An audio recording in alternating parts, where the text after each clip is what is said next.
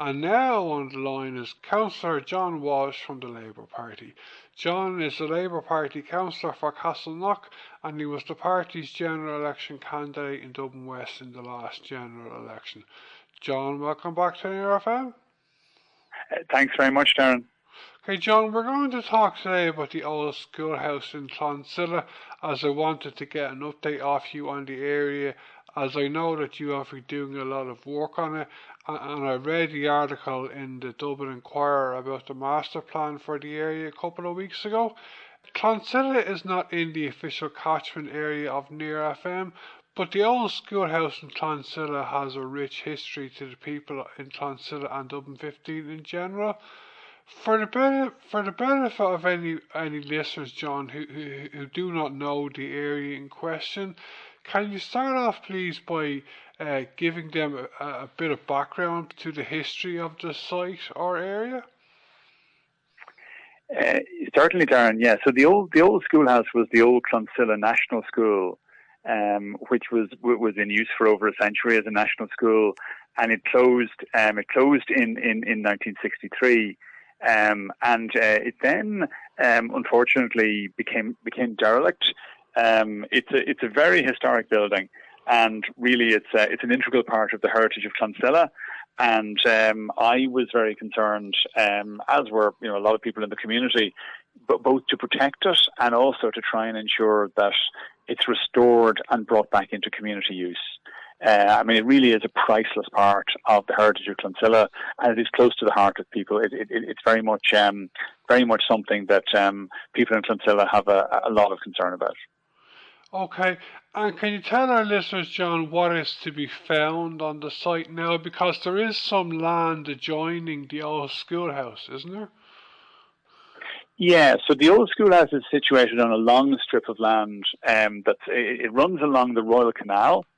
And it's close to the current level crossing on the Porterstown Road, and then on the other side is residential development, the village Porterstown, which is a very well established, mature residential area, and also Lambourne in Clonsilla, and then there's quite a lot of recent development going on in the Clonsilla area as well.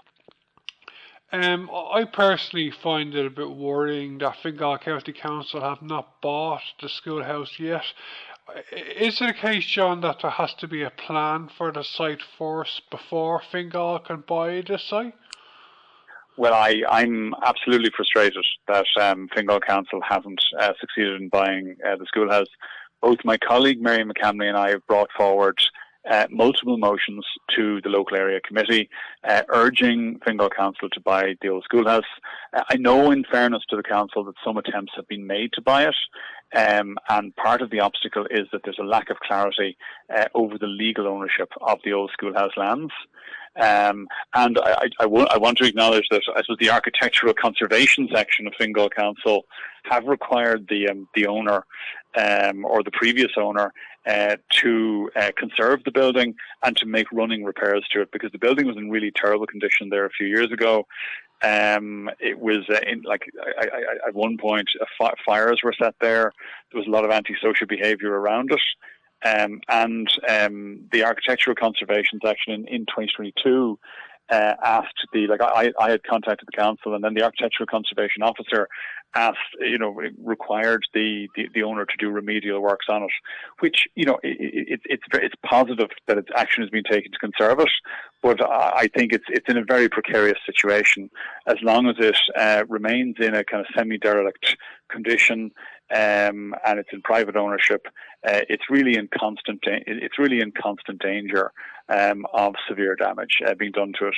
It is a protected structure, and the lands on which the old schoolhouse rests are ecologically sensitive. The National Parks and Wildlife Service previously found evidence of 2 badger sets there, and there is also evidence of natural, quite rare flora and fauna, calcareous grassland. Again, now some of that may have been lost, unfortunately. More recent studies commissioned by the council suggest that grassland may have been lost or even destroyed. And it's also not clear whether there's a badger set still there or not. But nonetheless, it's ecologically sensitive land. It's a protected structure. It's right beside the Royal Canal.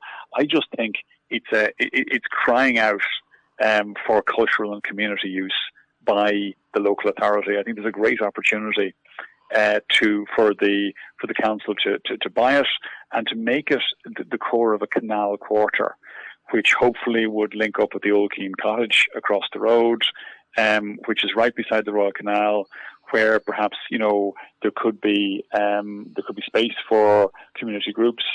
There could be a small museum on the history of Clonsilla, and it could also be a tourist venue for people using the Royal Canal when the Royal Canal Greenway is completed. So it's an area of great importance historically, but it also has great potential in terms of tourism and providing a kind of community focal point for the area. Yeah, I think personally it'd be fantastic. I agree with you. It has great potential. It'd be wonderful to see the building have community use. John, what's the possibility? Like, I understand that the land, the overall site is officially for sale now. What's the chances of some private developer buying the land and knocking the old schoolhouse down and building houses on it? What do you think, John? Yeah, well, the old schoolhouse is a protected structure, so and anyone who knocks it down is breaking the law. But I would still be extremely concerned. We all know stories of heritage buildings in Dublin 15 that have been destroyed, or like Ongar House, they've been repeatedly, or like Allendale House, they've been repeatedly burnt out. And have been damaged in various ways. So a lot of heritage in Dublin 15 has been lost.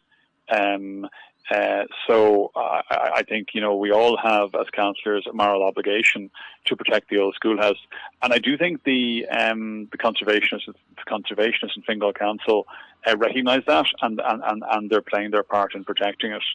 But to ensure that it's protected in the long term, the best way to achieve that is for the council to buy it, but also.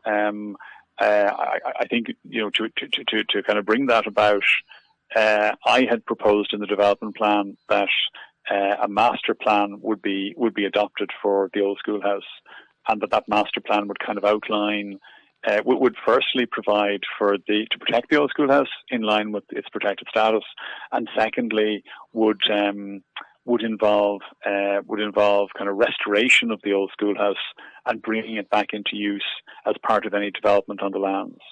And it is a reality that there is a housing crisis, and that that there may well be at some point an application to build housing on the old schoolhouse lands, and that is envisaged in the master plan. And I think most people in Clonsilla would be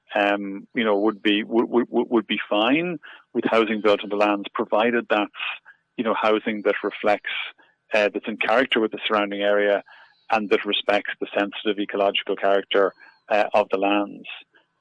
But also, crucially, any development should involve the restoration of the old schoolhouse for community use. Okay, John, do we have any idea as to if or when the site is going to be developed, both for retaining the schoolhouse and working on it so it has community use, and the rest of the land, a lot of the land going for housing? Do you have any idea if this is going to happen over the coming months or short few years? We don't really, Darren, have any timescale, because it's currently not clear.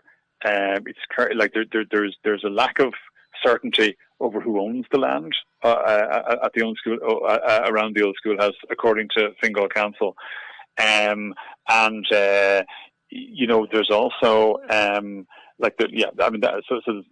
there's uncertainty around that, and then of course there's also uncertainty over the timing of the Royal Canal Greenway. I mean, the Royal Canal Greenway was meant to go ahead long before now, and has been unfortunately repeatedly delayed.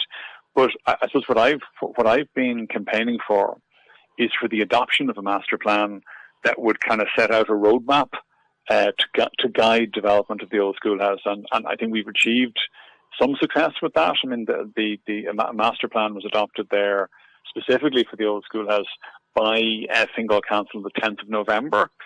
And I want to just pay tribute to the community in Clonsilla for their really strong engagement and participation in the consultation. There were 277 submissions made in the consultation. Even though the consultation was held over the summer, I was quite worried about the consultation being held over the summer. But there was really strong participation by the local community, and that reflects the level of passion and interest in the old schoolhouse. You know, particularly Clonsilla Portastown Heritage Society, Clonsilla Tidy Towns, and a number of residents associations, Lambourne, The Village, and Coolmine, Kirkpatrick, were really did an outstanding job in encouraging submissions.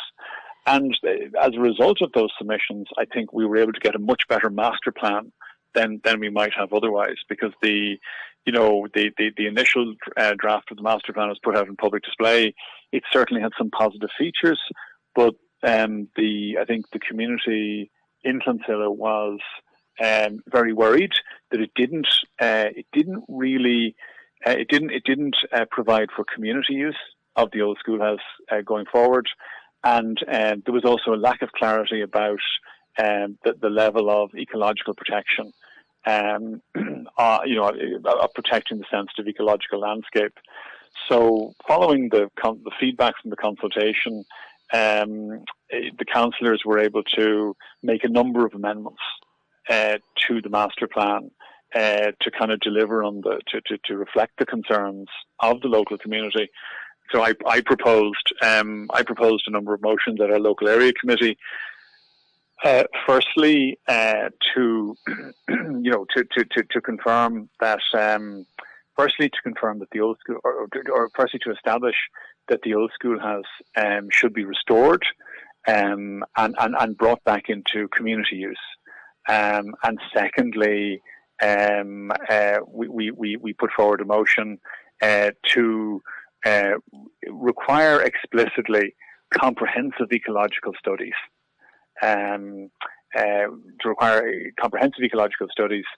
In relation to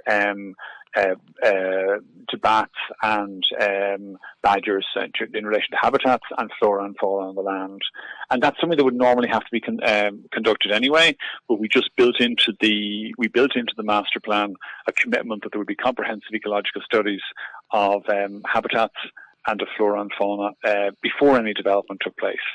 I think those were important achievements because, I have to recognise the master plan is a non-statutory document, so it doesn't impose legal obligations on a developer, but it does establish a clearly defined position by Fingal Council, which is, committing, I suppose, where the council takes a position in favour of promoting the restoration of the old schoolhouse for community use. And secondly, it incorporates a strong commitment to ecological protection of the lands. No, just want to acknowledge again that really the community played a crucial role in getting a positive outcome on the master plan. The master plan is not the final. It's not the final step. It's a work in progress, but it's definitely a step in the right direction. Yet really it reflected very strong and constructive community participation in the consultation. And often kind of local communities are criticised for being negative or criticised for holding up development. In this case, the community through various community organisations in Clonsilla got very actively involved in the consultation in a constructive way, and that was very positive.